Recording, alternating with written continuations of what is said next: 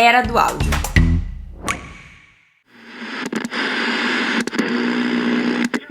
Mudou muita coisa. A primeira coisa é essa, eu fico calma porque eu já vi que não vale a pena ficar nervosa. Eu me preparo. Conheça o seu público e saiba que não existe uma tradução única para uma palavra. Isso também é óbvio, nós sabemos. Tudo vai depender do contexto. O preparo para qualquer trabalho, seja premiação na televisão, você tem que saber quem vão ser os palestrantes ou quem vão ser os atores que vão se pronunciar.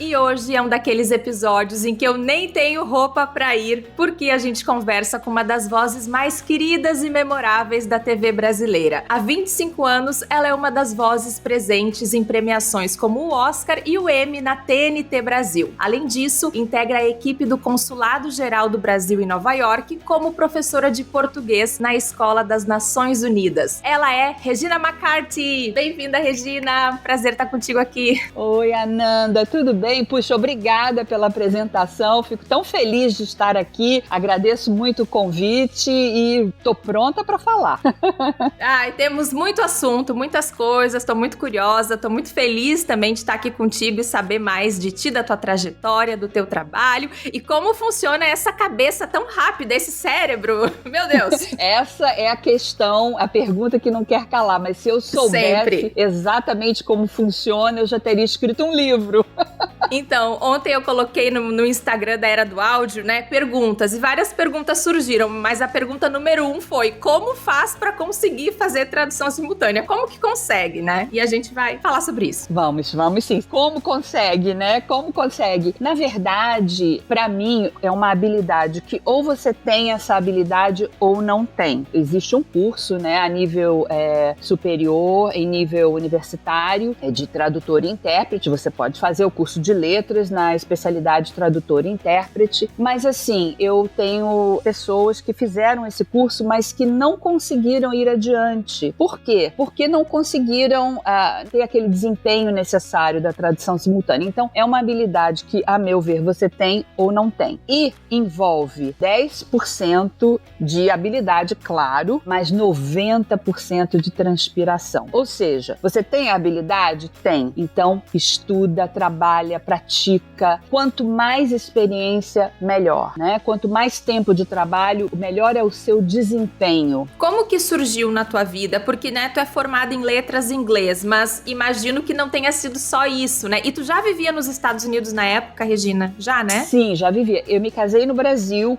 eu sou formada em letras e direito, fiz letras a modalidade português e inglês. Aí no Brasil eu me casei com o meu marido, que é americano. Ele falou assim, era nos anos 80, falou, vamos morar um pouquinho nos Estados Unidos, a gente junta um dinheirinho, depois volta pro Brasil. Nunca mais voltei. Tô aqui desde 1986. Meus filhos nasceram aqui nos Estados Unidos, já morei em vários lugares aqui. E aí, como eu vim pra cá, eu comecei a fazer tradução, porque eu tinha o curso de português e inglês, eu fiz matérias relativas à tradução, né? Tipo assim, uma especialização dentro do curso, mas que não é uma especialização necessariamente, mas a gente fazia as matérias eletivas, né? Sempre me interessei muito por tradução e aí montei uma pequena empresa de tradução em Atlanta, na Geórgia, onde meus filhos nasceram e para onde eu fui inicialmente. Então lá em Atlanta eu dei muita sorte, porque tudo também tem aquele elemento da sorte, não é? Na vida da gente. Quando eu montei essa empresa de tradução com uma outra brasileira, na época a televisão a cabo estava entrando no Brasil. Então a TNT Brasil estava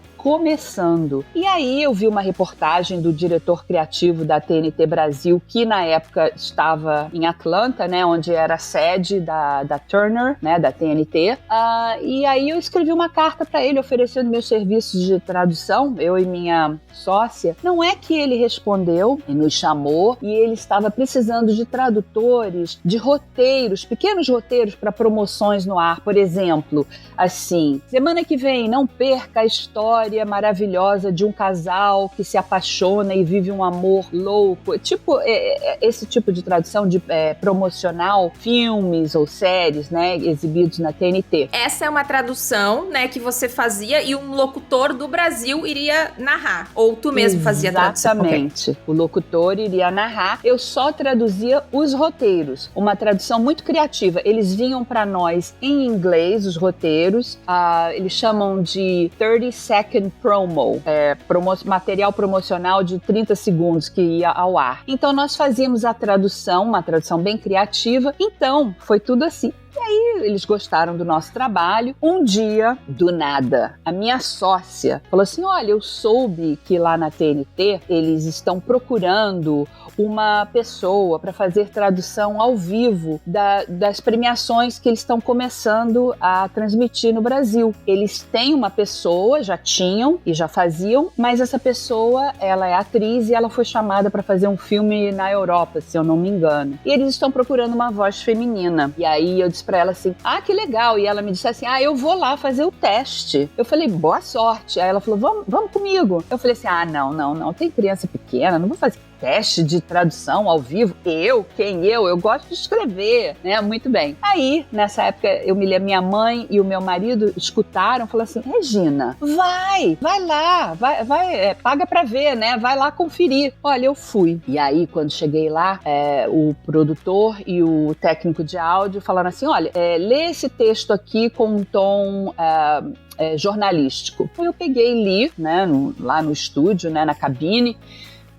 Ok. Agora lê isso aqui com um tom irônico. Aí eu peguei, li, tudo bem. E depois eles falaram assim: olha, a gente vai botar uma premiação do ano passado em inglês, você escuta e você traduz aí pra gente ver. Falei: é pra fazer? Vamos lá, vamos fazer. E eu fiz, e eu fui chamada. E assim tudo começou, e estou fazendo esse trabalho até hoje, e é muito legal. Eu amo.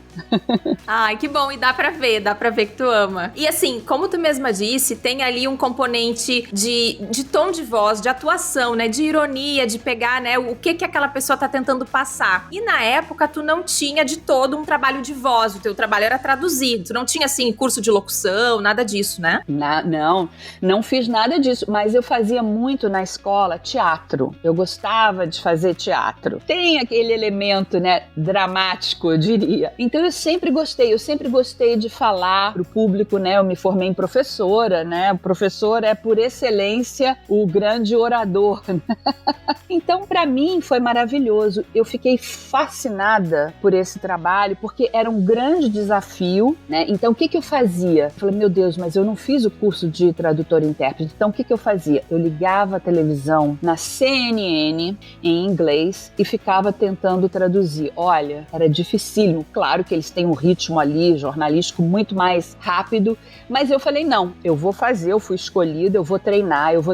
Ou seja, voltando ao que eu falei no começo, 10% de inspiração, 90% de transpiração. É um trabalho árduo. E como eu falei, você tem que ter aquela prontidão, aquela agilidade, e é o que eu faço para mim com o meu cérebro. Eu tento dividir, olha, o que eu escuto é uma coisa, mas o que eu vou falar é outra, e tem que ser alguma coisa que faça sentido na língua alvo, não é? Então é um grande desafio, mas eu acho que é porque eu gosto de desafios mesmo.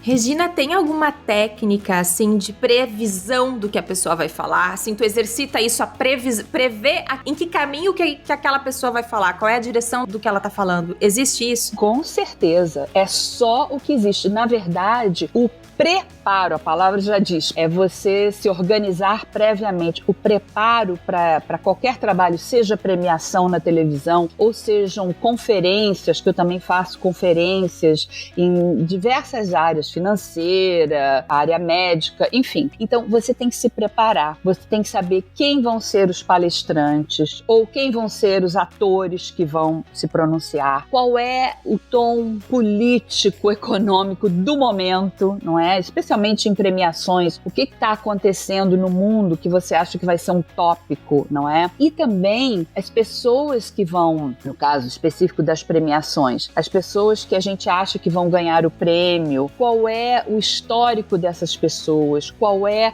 o discurso delas, não é? O lugar de fala, o que você acha que eles vão abordar numa premiação ou numa conferência? Com certeza tem um trabalho enorme. Por exemplo, se tem uma piada interna, se tem alguma coisa ali que tá rolando, que pode virar uma piadinha, principalmente se a gente for pensar em premiação, né? E aí vem aquilo que tu falou, de tentar traduzir pro português de uma maneira que faça sentido, né? Ainda mais quando usam-se gírias e expressões e tal. Exatamente. E piada, na verdade, é a coisa mais difícil para traduzir simultaneamente, especialmente, algumas vezes nós recebemos um roteiro e nesse roteiro, às vezes tem assim um pequeno parágrafo do que a pessoa vai dizer.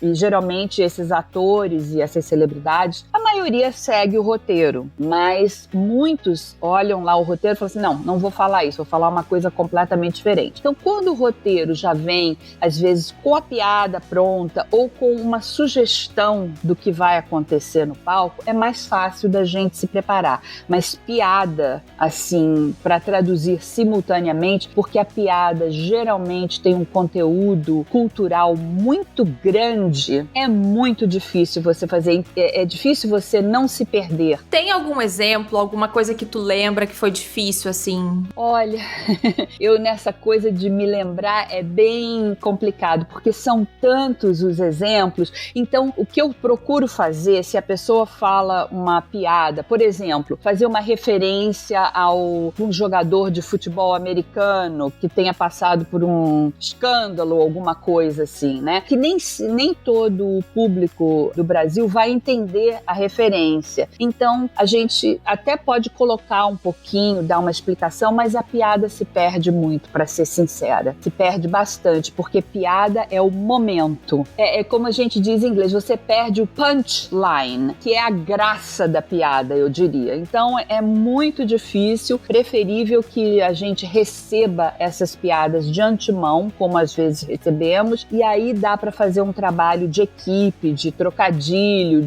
que envolve muito o aspecto cultural da piada. Esses roteiros chegam com quanto tempo de antecedência? Olha, depende do programa. Às vezes a gente recebe um roteiro um esqueleto mesmo, uns 2 dias antes, mas ele muda o tempo inteiro. Nós recebemos revisões uma após a outra e às vezes durante o programa a gente recebe revisão de algum segmento que ainda não aconteceu. Então é um trabalho muito, muito envolvido, é um trabalho muito duro. Então quando nós saímos da premiação, a gente sai realmente muito cansado. Falando no cansaço, eu queria que tu falasse um pouco mais sobre a questão de como funciona o teu cérebro, o que passa na tua cabeça na hora de traduzir. E eu me pergunto, por exemplo, assim, ok, as pessoas que vão apresentar as premiações, né, de repente ali tem um roteiro que vocês recebem, mas e os que vão agradecer? E quando a pessoa se embanana toda e começa a falar e não sabe pra onde tá indo, como é que é pra vocês nessa hora? Mais uma vez, é um desafio enorme. Por isso a gente procura se preparar, por exemplo, eu acho que quem vai ganhar é, digamos, a Ellen DeGeneres, né, que é essa comediante. Eu acho que ela vai ganhar o prêmio do Emmy de melhor programa de TV. Então a gente fala, o que está acontecendo na vida dela? Sobre o que a gente acha que ela vai falar? Então é uma coisa, mas uma coisa também que eu queria colocar é que eu fiz já há alguns anos no Brasil um curso sobre, eu fiz vários cursos de interpretação especialmente, depois que eu comecei a fazer, porque sempre a gente tem um aprimoramento crescimento, né, o aperfeiçoamento em qualquer carreira. Então eu fiz um no Brasil muito bom, curso avançado de interpretação, com intérpretes de vários locais do Brasil. Um dos instrutores falou uma coisa muito interessante e que realmente acontece comigo. Quando você está lá interpretando, especialmente esses discursos que não tem roteiro, que nós não sabemos o que vai rolar, é como se você estivesse recebendo uma entidade. De verdade. Ok. Claro, você espera um pouquinho para a pessoa começar a falar, para dar o tom, para você ver o caminho que ela vai seguir. E aí é como se você entrasse na cabeça dela e você fosse seguindo aquele raciocínio. É muito interessante esse processo. É como se você recebesse uma entidade. E, para isso, você precisa estar muito calma. Não adianta ficar nervosa antes de premiação. Eu digo por experiência própria. Porque quando o intérprete fica nervoso, ai meu Deus, sobre o que será que essa pessoa vai falar? Isso aí é perda de tempo.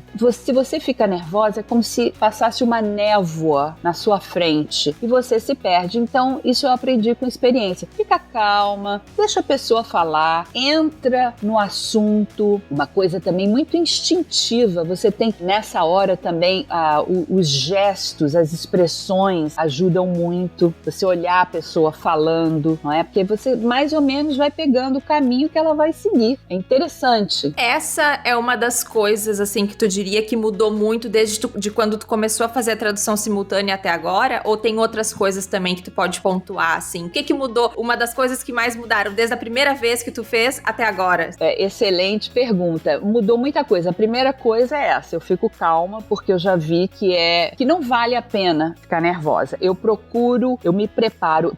As pessoas que eu acho que vão ganhar prêmios, eu assisto a vídeos dessas pessoas, eu escuto o sotaque, a entonação, o que a gente chama, que pouca gente conhece essas pessoas, o idioleto, ou seja, o sistema de palavras que cada pessoa tem, que é específico da pessoa, né? Então, se é uma pessoa que usa muita gíria, se é uma pessoa que usa palavras muito eruditas, né, pouco usadas, então eu vou lá, eu vou na internet, tento escutar a pessoa falando. Geralmente, se é alguém que já deu entrevista, eu vou lá, escuto uma entrevista, né? Isso me ajuda muito. Outra coisa também que eu faço na hora da premiação, eu e meus colegas, se existe alguma expressão por força de contrato que a gente tenha que falar de determinada maneira, por exemplo, houve situações em que a gente precisava usar a expressão Academy Awards em vez de Oscars. Por força de contrato, isso aí são coisas que o empregador orienta a gente sobre isso. Então, para não cair no erro de falar Oscars quando eu tinha que falar Academy Awards, a gente bota os post-its, né? Aquelas notinhas que grudam na telinha, assim, boto assim na minha frente para me ajudar, para eu me conduzir melhor. Procuro escutar a mim mesma. Depois do programa, eu vou lá e me escuto para ver o que eu posso melhorar. Eu tô gaguejando? Não tô gaguejando? Eu posso usar uma palavra melhor para essa situação?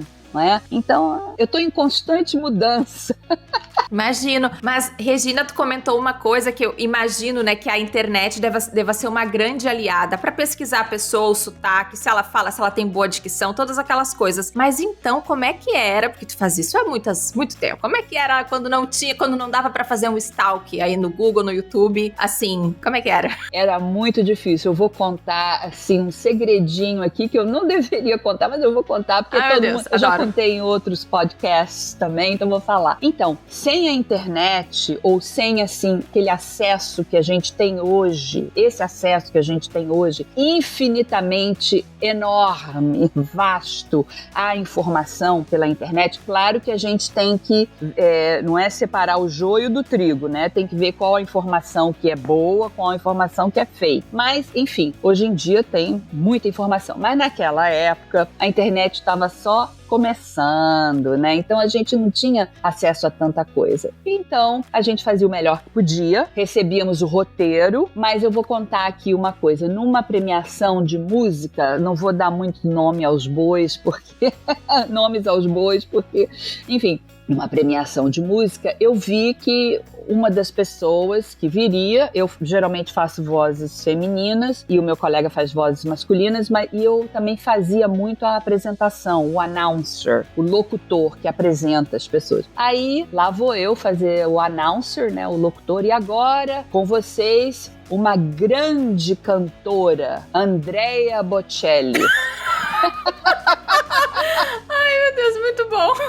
E isso foi na época que o Andrea Bocelli, né, que é um cantor, que ele estava começando, ele ainda não tinha, ele não tinha sido apresentado ao mercado norte-americano, digamos assim, né? Então eu me perdoei já. Não, e esses nomes italianos, né? Bom, tu tem ascendência italiana. E eu trabalhava numa empresa italiana, daí meus colegas eram Simone, Andrea, todos homens.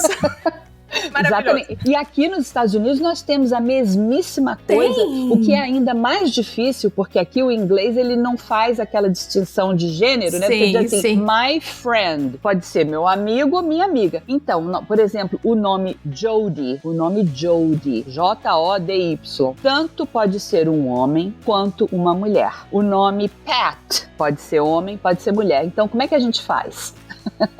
Como é que vocês fazem? Vocês falam, o meu amigo, minha amiga, fala os dois? Como é que faz, assim, na hora de traduzir? Aí entra o preparo, a gente tem que saber quem é essa pessoa. Você falou uma coisa importantíssima, mesmo hoje em dia, às vezes eles, como é a indústria de premiação, indústria de TV, às vezes eles querem promover uma pessoa que ainda não é muito conhecida, então trazem a pessoa para ser apresentadora, né, numa premiação. Então, tem lá o nome, a gente às vezes não sabe, e vamos na internet, é homem ou é mulher? Porque às vezes não dá para saber. Temos essa questão da apresentação em português, então foi essa minha historinha, mas como eu te falei, eu já me perdoei por isso.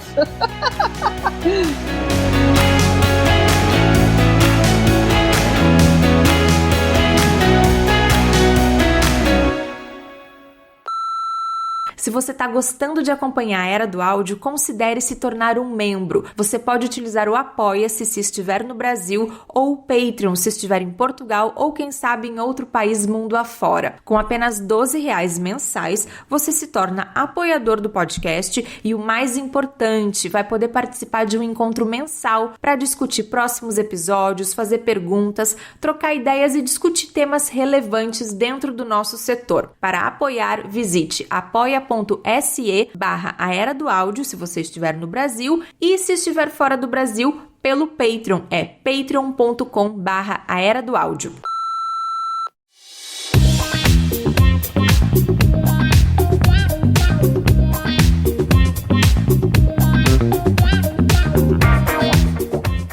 Mas tem uma outra coisa aqui que eu tô pensando, que é uma opinião, uma percepção que eu tenho, que o português, que ele é mais longo, sabe? Que tu precisa de mais palavras pra falar uma coisa que em inglês tu fala em pouquíssimas palavras. Isso faz sentido pra ti? O que tu acha? Tu sente algo parecido? Você tá certíssima. Em geral, o português é 20% mais longo do que o inglês, pelas construções, não é? Pelo tipo de língua, né? Então, o inglês é muito mais curto de você falar certas coisas. Então, é uma das coisas que eu também venho procurando melhorar, eu venho enxugando muito a minha tradução. Exatamente por isso. Porque, então, por exemplo, se no inglês, às vezes eles usam 2 adjetivos para apresentar uma coisa. Awesome and amazing, né? Porque o americano adora usar esses adjetivos. Awesome, amazing. Então, eu boto um só. Maravilhosa, sensacional, para enxugar exatamente pelo fato de que o português é mais longo. Então, o que a gente faz? A gente se preocupa em traduzir a ideia, passar para o público a ideia. E se alguma coisa se perde pelo caminho, pronto, já foi. Porque não tem tempo para voltar atrás, né? Para voltar e explicar. Não tem tempo para voltar e explicar. Mas o que acontece? O intérprete, ele tá lá, ele registra no cérebro. Olha, isso aqui ficou meio perdido, pelo menos eu faço assim. E aí, à medida que você vai traduzindo, por exemplo, para te dar um exemplo, se perdia uma referência, minha amiga, a filha da minha amiga, fulana. fulana. Aí eu vou falando fulana, que é a filha da amiga dela e continuo. Porque o seu cérebro, quando você perde alguma coisa, ele registra e fica lá. Então a gente procura passar o máximo possível, não é? O máximo possível. Nesses anos, assim, quem que foi mais, não sei se tu quer dar nomes aos bois, mas quem foi mais difícil, ou então quem tu gosta mais ou quem tu gosta menos de traduzir? Não, isso eu posso falar. Porque... que bom.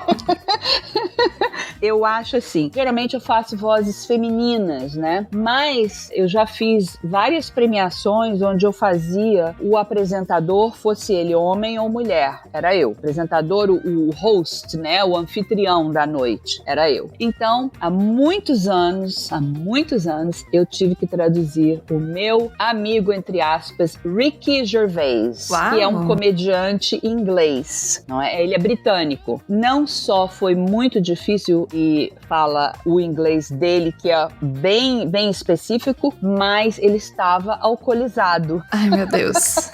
Que ótimo. Então ele, na verdade, ele estava com um copo, segurando um copo. Então é difícil, porque as palavras, né, ele vai falando mais vagarosamente. Então eu tenho, assim, todo mundo já brinca comigo. Que bom que agora você só tá fazendo as vozes femininas, porque se você pegasse o Ricky Gervais de novo, eu falo, não, esse eu me recuso.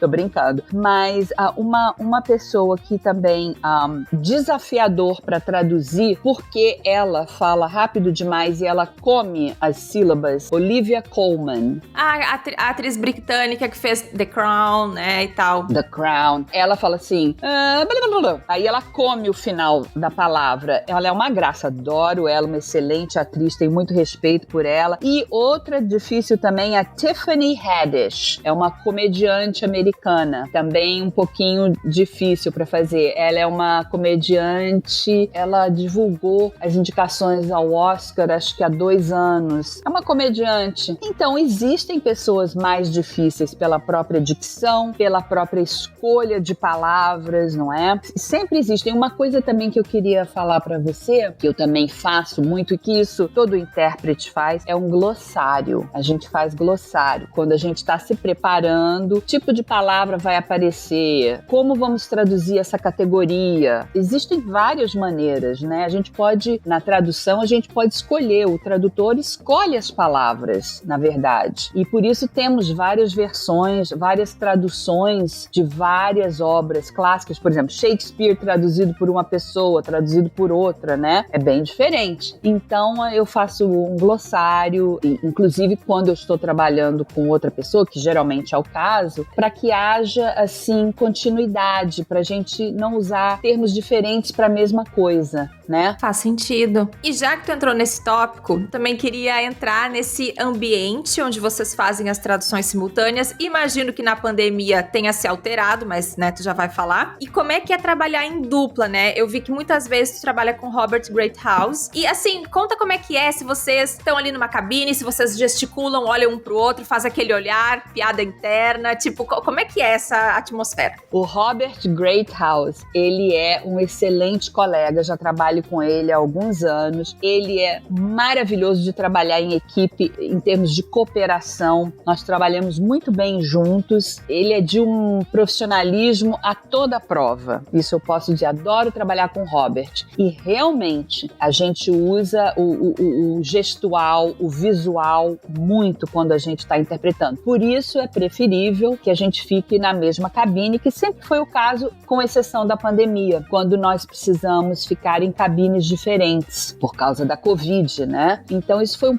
difícil, nós nos víamos através de uma tela, mas é outra história. É melhor que a gente fique juntos na mesma cabine, até porque quando um acaba falando e às vezes o intérprete quer continuar um pouquinho além do tempo e o outro já está pronto para falar, então você faz um sinalzinho assim, tipo, peraí, já vou acabar, e vice-versa, não é? É muito importante. Nessa tela que vocês utilizavam, tinha algum delay ou era uma tela mesmo muito 100% em tempo real? Ou era uma tela tipo que nem eu e tu agora? Deve ter um delay de frações de segundos, por exemplo. Frações de segundos, exatamente. E também era uma tela separada, então eu precisava olhar para a premiação, para ver a pessoa, e o Robert ali na outra tela. Foi difícil tanto para mim quanto para ele, mas assim, aí é que aí entra todo o profissionalismo e os anos de trabalho juntos, que eu já conheço o modo como ele trabalha e ele conhece o modo como eu trabalho. Isso é muito importante na interpretação. Uma outra coisa que agora eu me lembrei, a escolha do seu parceiro. Então, quando eu faço, especialmente com conferências, né, tem pessoas com quem eu trabalho e com quem eu prefiro trabalhar e outras não tanto. O que faz um bom parceiro de tradução simultânea? Um bom parceiro, essa é uma ótima pergunta. Um bom parceiro de tradução simultânea é um parceiro que coloca a mesma quantidade de trabalho, que trabalha tanto quanto você, que compartilha informação, porque o meu sucesso é o sucesso dele ou dela e vice-versa, não é? Então, esse é um bom parceiro e é um parceiro que, por exemplo, várias vezes já aconteceu de a gente estar fazendo uma conferência, às vezes a conferência é um dia inteiro de conferência, que aliás é muito puxado. Então, a gente usa um parceiro e, por exemplo, eu faço meia hora, o parceiro faz outra meia hora e a gente vai mudando de meia em meia hora, ou às vezes de 15 em 15 minutos. Mas vai que às vezes você não está se sentindo tão bem, ou você precisa beber um gole d'água, mas não deu para beber água, então você escreve ali no papelzinho, preciso beber água, o parceiro faz assim, vai tranquila e pega a tradução, a gente se ajuda. Esse é o bom parceiro. Para dizer uma coisa, é o parceiro que é parceiro. É isso. E então por isso também é muito interessante ter esse glossário, né? Ainda mais se vocês fazem turnos para a pessoa que vai dar continuidade ao teu trabalho conseguir seguir assim com uma consistência, né? No que vai se falar. Exatamente, consistência. Um bom parceiro, né? Compartilha, trabalha duro, parceiro que ajuda e um parceiro que mais ou menos tem a mesma visão da língua, da tradução, que tenha os mesmos padrões gramaticais. É muito interessante, isso é muito bom, sabe? Que tem uma troca boa. E eu tenho, olha, eu vou te dizer, eu tive muita sorte, porque eu tenho só parceiros legais mesmo com quem eu trabalho. Tem o Robert, maravilhoso, né? Tem o Tim Yuan, com quem eu faço conferências, a mulher dele, a Tereza Figueira, são sensacionais. Reginaldo Alcântara, nossa, Geraldo Oliveira, eu podia desfiar assim, falar milhões de nomes, sabe? Mas, enfim, são maravilhosos. Que bacana. E tem algum tipo de evento que tu goste mais ou que seja mais fácil ou não? As conferências, né? Que imagino que deva ter de áreas técnicas muitas vezes, ou as premiações. O que te dá mais prazer ou o que é mais difícil? Ó, sem sombra de dúvida, as premiações. Porque eu me sinto muito jovem fazendo essas premiações. Eu vejo tudo que está acontecendo de cultura pop e eu me interesso pela cultura pop. Eu gosto muito, sempre gostei muito de cinema, de televisão, desde pequena. Então isso para mim me rejuvenesce, me deixa assim muito feliz, claro. E também eu faço um trabalho que é muito gratificante, que não paga tão bem, mas é trabalho para algumas ONGs que eu faço interpretação, e tem uma em especial que é muito querida, que é uma ONG, eu não posso divulgar nomes, mas é uma ONG que ajuda mulheres com deficiência, com algum tipo de deficiência, em termos de assistência médica e de assistência sexual, em termos de ajudar essas mulheres a serem seres humanos plenos, em culturas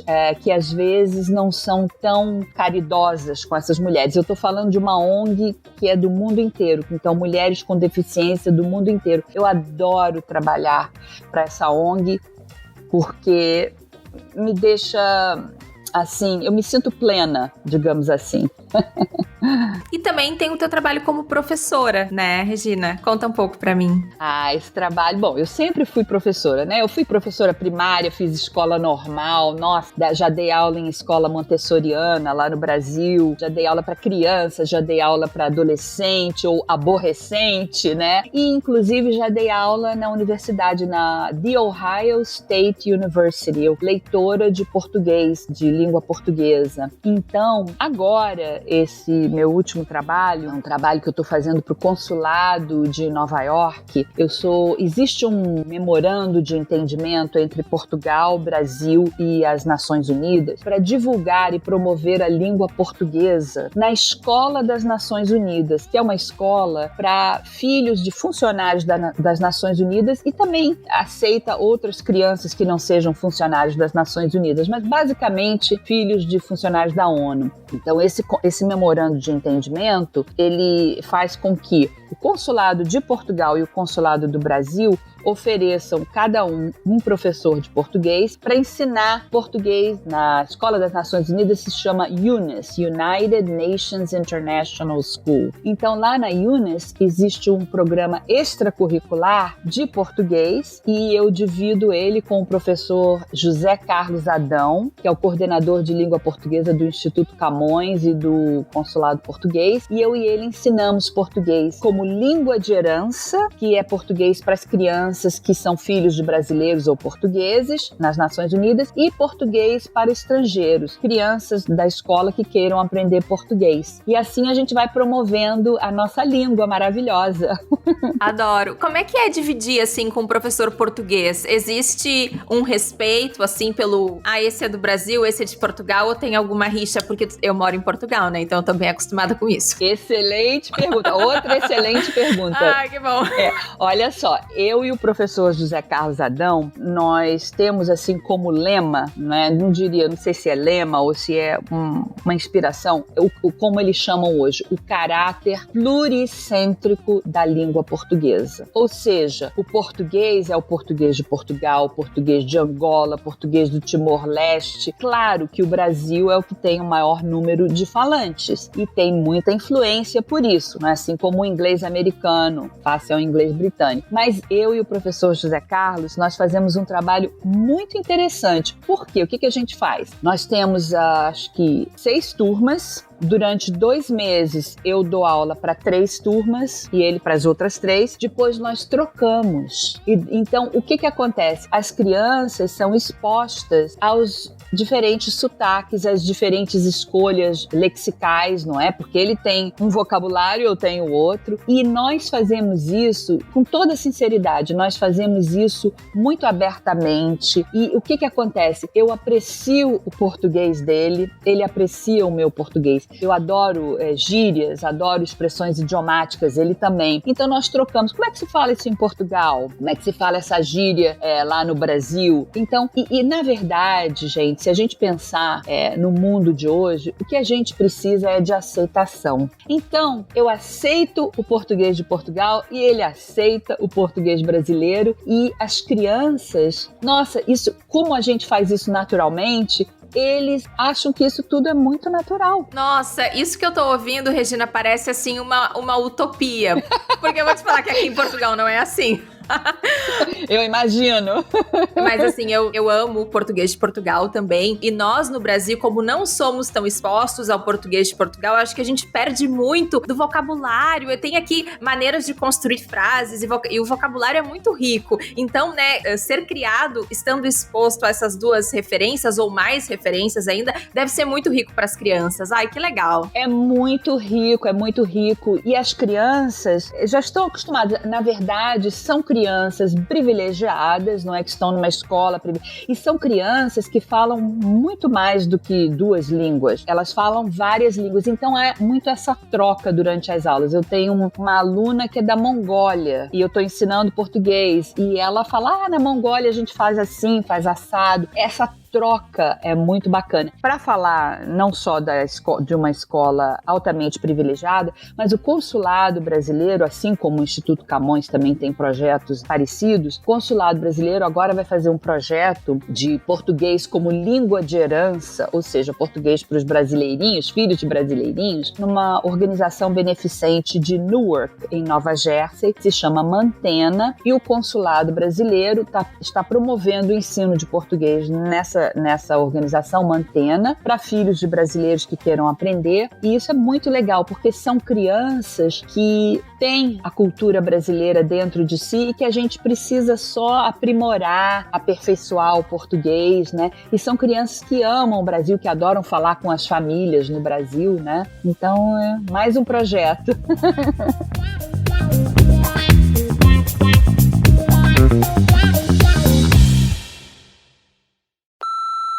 Eu tô interrompendo a entrevista bem rapidinho para te fazer um pedido muito importante. Se você tá gostando da Era do Áudio, vá ao seu tocador de podcast favorito e siga ou assine esse podcast. Essas coisas como deixar seu follow, deixar seu review são muito importantes. Assim, os aplicativos de podcast mostram esse programa para mais pessoas. Por exemplo, se você tá ouvindo pelo Spotify, além de seguir, também pode deixar umas estrelinhas lá pra gente. Obrigada por ajudar esse podcast a crescer.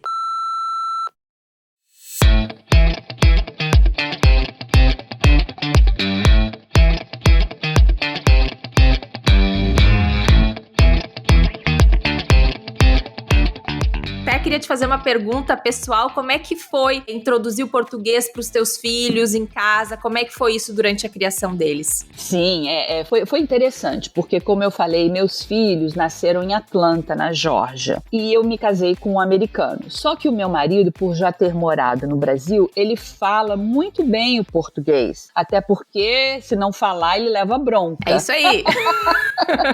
Então, quando minha filha nasceu, minha filha mais velha, eu tenho um menino. Quando a Júlia nasceu, eu falei com o Brian, meu marido, olha, dá pra gente só falar português com ela? Eu sei que a gente tá aqui nos Estados Unidos, mas dá pra gente só falar português e deixar só com babysitter brasileira? E ele falou, com certeza. Então, aconteceu um fenômeno interessante. A Júlia, até os 3 anos de idade, verdadeiramente só falava português. E aí nós tínhamos um casal de amigos, aliás, muito queridos, mas que não tinham essa exposição linguística, digamos assim. Então, quando eles iam nos visitar na nossa casa, a Júlia só falava português e eles, nossa, vocês estão criando muito mal a filha de vocês. Ela vai ter dificuldade. Mas a gente sabia que a gente ia morar nos Estados Unidos por muitos anos mais e que o inglês viria, né? Sem problema nenhum. Então, o que aconteceu? A Júlia falava, a primeira língua da Júlia foi o português. Quando ela foi para a escola, as primeiras 2 semanas foi um terror,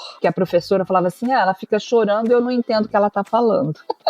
Ou seja, esses amigos nossos, eles, na verdade, a profecia deles se realizou, né? Mas assim, só durou 2 semanas. Porque na 3ª semana ela já estava super à vontade com o inglês, falando inglês. Então, ela é bilíngue até hoje. Ela trabalha no mercado editorial com livros infantis juvenis. A cultura brasileira tá dentro dela, né? Tá enraizada nela. Então, isso ajudou muito a Júlia profissionalmente. E o Lucas, meu filho, o mais novo, também fala português, adora piadas em português. Eu adoro compartilhar as piadas, porque às vezes piada é difícil de entender, né? É o tal do aspecto cultural do que a gente falou. Então ele adora e nós somos uma família assim bem bilíngue e bem feliz com isso. Isso é muito importante. Traz uma riqueza enorme, sabe, de trocas. Regina, bom, tenho mais 2 áreas para explorar contigo, mas prometo que vou ser breve. Mas tá eu bom. gostaria de saber como tu cuida da tua voz. A tua voz é sempre tão plena, ela é tão atemporal. Eu acho, não sei se atemporal é a palavra certa, mas ela é a mesma voz desde sempre. Então conta, qual é o segredo? Exatamente.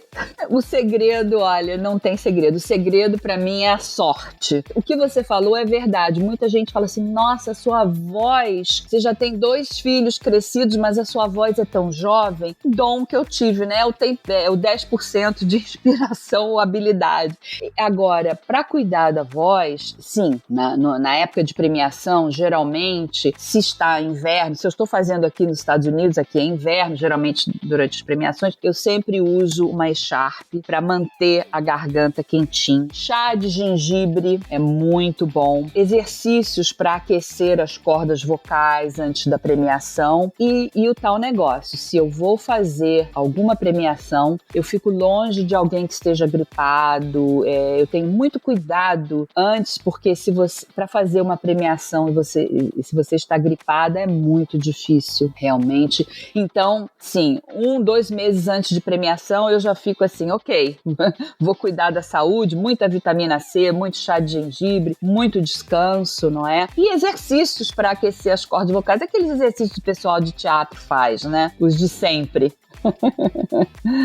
Inclusive, deixa eu fazer uma pergunta aqui, parênteses. Qual que é a expressão certa? Tradutor simultâneo, intérprete simultâneo, ou as duas estão certas? As duas. A gente fala, eu sou tradutora simultânea, eu sou intérprete. Às vezes a gente fala muito, eu sou intérprete, porque intérprete pode ser o simultâneo, pode ser o consecutivo. A interpretação consecutiva é a seguinte, e na verdade ela é bem difícil, viu? É assim, você vai para um evento, você é o intérprete consecutivo. A pessoa fala um pouco, fala um parágrafo ou 2, você anota, a pessoa para de falar e você interpreta. Parece fácil? É muito fácil, né? Não é, porque se a pessoa que está falando não estiver em sintonia com o intérprete e não fizer as pausas adequadas e colocar informação demais de uma vez só, você pode se perder. Então a interpretação consecutiva é um tipo de interpretação. Então eu falo, eu sou o intérprete, eu já faço também consecutiva ou a simultânea, e tradução geralmente remete à parte escrita, não é? Mas você pode falar, eu sou uma pessoa, me considero bem democrática, você pode falar tradução simultânea sem o menor problema, e eu assino embaixo.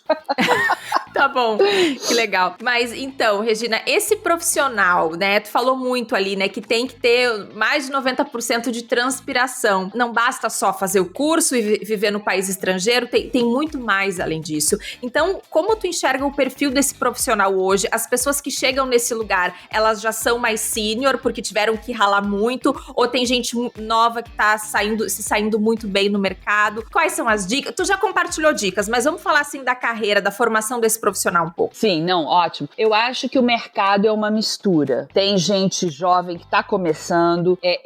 Claro, eu não fiz o curso de tradutor e intérprete, mas hoje em dia o mundo mudou muito. Então, eu sugiro que a pessoa faça o curso de tradutor e intérprete e veja se realmente você tem aquela capacidade mental de compartimentalizar, de separar em compartimentos estanques o que você está escutando para o que você vai falar. Nem todo mundo tem. Por exemplo, sou uma pessoa que eu não consigo desenhar, eu não tenho noção de perspectiva e, ok, eu tô feliz com isso, eu sou assim, mas eu consigo fazer a interpretação simultânea. Então você tem que saber que tipo de, em primeiro lugar, que tipo de pessoa você é. Você vai conseguir fazer? Você já tentou fazer? Como é que foi? Agora, também, por outro lado, a primeira vez que você fizer não vai ser maravilhosa, mas é como eu fiz a primeira vez. As pessoas que estavam me escutando sentiram alguma segurança quando eu fiz aquele primeiro teste, do qual eu falei lá na TNT. Então, claro que você vai melhorando com o tempo, mas você precisa ter o que é necessário. É aquela parte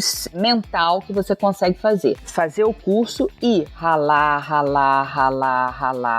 E trabalhar com pessoas competentes e se espelhar no trabalho competente e reconhecer que você, a cada dia você está melhor. Não existe um ponto final, né? Não existe. A gente está nessa caminhada. Então, cada dia você vai melhorando. E eu sugiro também escolher áreas de especialização. Então, você gosta da área médica? Então, se especializa em interpretação médica. Você gosta da parte de engenharia? Eu, por exemplo, não gosto. Mas se você gosta, vai lá e faz. Eu gosto muito da área financeira, da área econômica, social e premiação, é claro. Claro. E tem que conhecer o vocabulário da área também, por isso é importante se especializar, né? Exatamente. Você tem que ter familiaridade com esse vocabulário. E como que você consegue isso? Se especializando. Então eu sugiro isso e eu acho que tem muita gente nova, excelente por aí, mas também tem pessoas como eu que já estão nesse mercado há vários anos e que tem muito para oferecer, né? Que é a experiência. Você tem que saber quem é o seu público. Então, até para a escolha de traduções, de vocabulário, você precisa conhecer o seu público. Então, por exemplo, nas premiações, às vezes seria fácil você manter a palavra mesmo no inglês, porque é uma palavra, por exemplo, job. Esse job, né, que todo mundo fala. Mas, na premiação, você tem que levar em conta que, às vezes, eu penso muito nisso, às vezes é uma tia minha que está assistindo, que ela não vai saber o que quer dizer job, não fala inglês, não sabe, não é? Então, você tem que levar em conta o seu público e, por outro lado, se é um público já, por exemplo, público de marketing, eles adoram as palavras em inglês, né?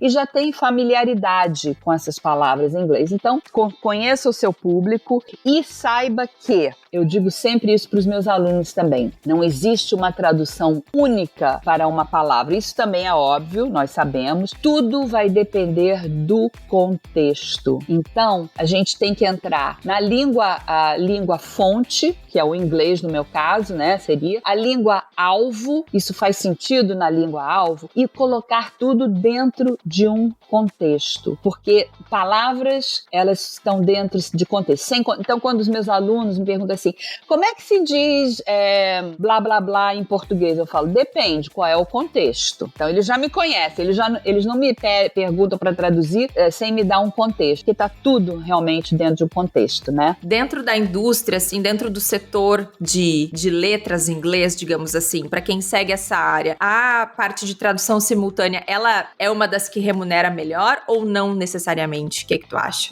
Eu acho que remunera bem. Uma vez que você se estabelece no mercado e você trabalha com empresas, com clientes bons, você tem que ter bons clientes, e uma vez que o cliente conhece o seu trabalho, ele não quer mudar de intérprete. Claro, porque gera confiança, né? Muito, imagino. Exatamente. É muito de confiança esse trabalho também. Então, eu acho que paga muito bem, remunera muito bem, certamente melhor do que a área do magistério. Eu sinto dizer, mas paga bem melhor. E se você consegue fazer, eu acho, é uma coisa sensacional, especialmente para mim, inclusive. Por exemplo, para te dar um exemplo, eu até anotei aqui, eu já fiz interpretação para uma indústria de tapetes. Nossa, que específico!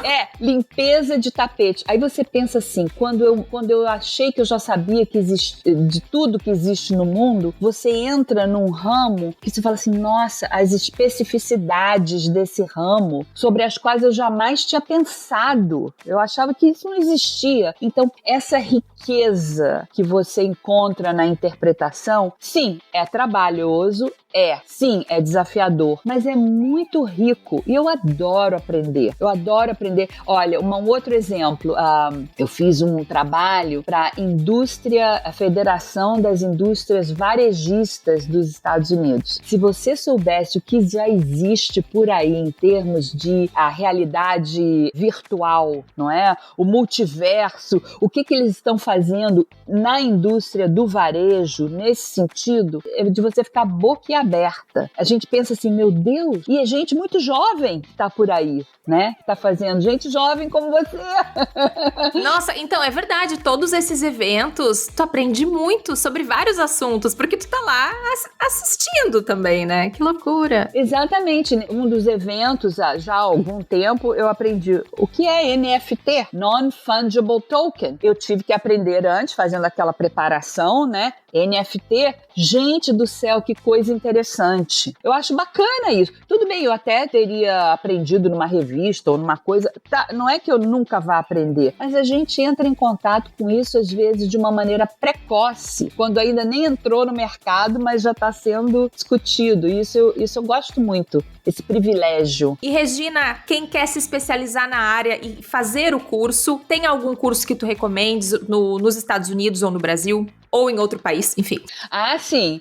Nos Estados Unidos tem um curso na costa oeste, que depois eu vou deixar o nome aqui para vocês. E tem o curso da New York University, a NYU, aqui em Nova York, que é um curso, se eu não me engano, só de tradução, mas vale. E tem também um curso no Brasil de aperfeiçoamento que se chama EPIC. Eu recomendo. Ah, maravilha. Depois eu coloco na descrição do episódio. Sabe que eu lembrei agora uma pergunta bem, bem boba, que é a questão dos palavrões, que vocês têm que adaptar, né? A gente tem que adaptar. É o tal negócio, vai depender do seu cliente. No caso, nas premiações em televisão, nos pedem que a gente possa usar um eufemismo ou uma coisa que não seja tão vulgar por causa do horário, por causa do público. Então a gente tem que dar uma adaptada, assim, ser um pouco mais polido, né? Sim, sim. Mas tem outras situações em que o cliente vai pedir, não, pode falar o palavrão. A gente quer que... Por exemplo, há muitos anos eu fiz uma premiação da MTV e eles pediram, não, pode falar. Eu falei, jura? Juro, pode falar, né? Então, depende, eu também já trabalhei pro Canal I, mas eles são mais, assim, mais discretos, como a TNT, né? Então, vai depender muito do cliente. O importante é passar a ideia. Então, se é um palavrão, a gente vai falar uma coisa, talvez um pouquinho vulgar, mas não tanto, para entender o contexto, né? Até porque tem uns palavrões que também, de novo, não dá pra traduzir ao pé da letra, porque fica uma coisa, assim, medonha, né? Então... Exatamente. Exatamente. Você pegou o espírito da coisa. Muito bem. Regina, eu queria fazer uma brincadeira de tradução simultânea no final, se tu me permite. Claro. Ai, meu Deus do céu. Vamos lá, deixa eu ficar calma. Não, mas sabe o que é? Eu sou muito indecisa e eu pensei, meu Deus, o que eu pego? Daí eu pensei em pegar um trecho recente do Oscar, da Anne Hathaway, que eu acho que tu gosta de interpretar ela. Acho que tu já falou dela em algum momento. Adoro a Anne Hathaway, é uma gracinha ela é uma gracinha. E da Emily Blunt. Emily Blunt, oh yeah. Muito legal. Que elas fazem aquela, tipo... Ai, como é que não é? Imitam. Elas fazem uma referência ao Diabo Veste Prada, foi nesse último Oscars agora, elas fazem uma brincadeira com a Meryl Streep, que tá na plateia. Não sei se isso... Eu acho que eu me lembro. Você sabe que quando eu faço as premiações, eu saio, bloqueio tudo, né? Mas tudo Dá um apagão. Dá um apagão geral. Tá, eu vou falar o que elas falam. É que eu não sei se eu vou ter assim, porque são duas, né? Eu vou tentar. Deixa eu só fazer uma partezinha. Quando tem duas mulheres falando, é dificílimo você passar essa ideia do diálogo. Por quê? Por causa eu procuro mudar um pouco a entonação, a voz, mas é difícil. Aí fica uma coisa muito difusa, sabe? Muito assim, estranha, mas vamos tentar. Vamos lá. Boa good noite. evening. We are here to present the Oscars for Costume Design. Figurino. Tá ótimo.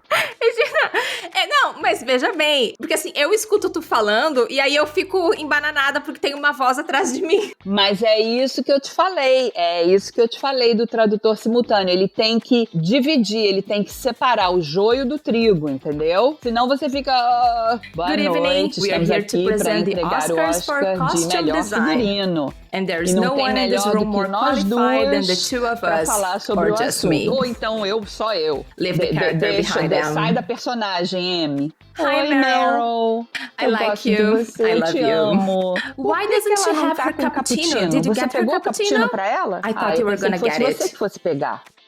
Ai, meu Deus. É isso. Chega!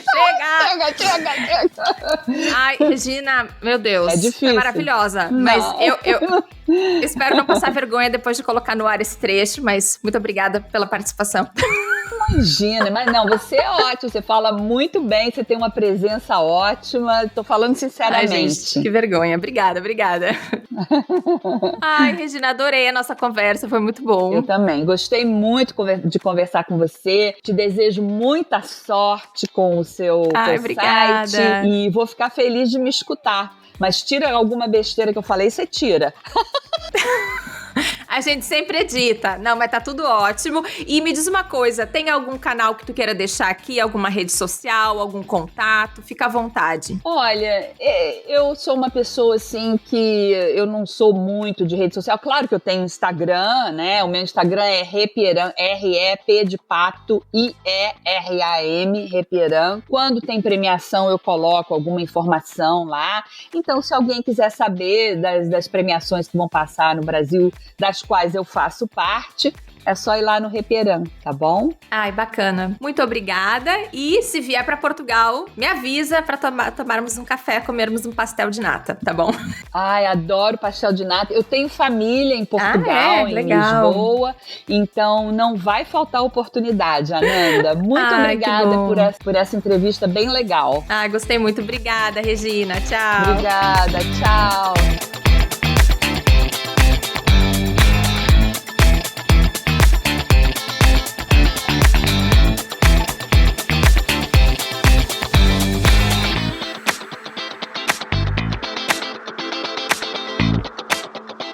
E aí, gostou dessa conversa? Se você quiser trocar uma ideia sobre áudio e comunicação e acompanhar a Era do Áudio nas redes sociais, é só seguir @a Era do Áudio lá no Instagram. E eu tô em todas as redes sociais como @Ananda Garcia. O nosso e-mail é aeradoaudio@gmail.com. Até o próximo episódio. Tchau!